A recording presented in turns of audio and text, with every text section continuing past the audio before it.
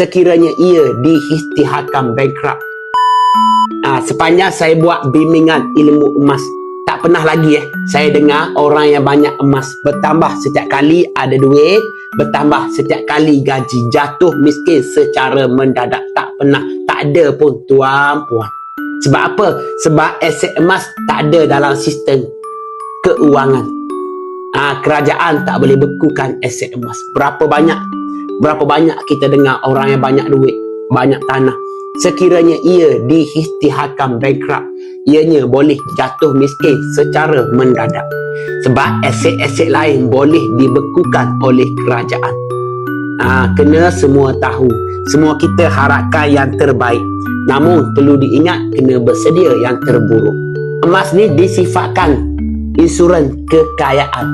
Jadi walaupun kita ni banyak duit, tetap juga kena buat simpanan emas. Tuan-puan tahu tak, duit kita ni nilainya tidak terletak pada kertasnya, tapi nilainya terletak pada jaminan kerajaan pemerintah sesebuah negara. Walaupun tuan-puan banyak duit berjuta-juta, namun kekayaan tuan-puan tak terletak pada tuan-puan, tapi terletak pada jaminan kerajaan pemerintah. Manakala emas berdiri sendiri atas ketulinannya, tanpa jaminan mana-mana pihak. Apabila kita berjaya keluarkan item emas fizikal, kekayaan berada di tangan kita.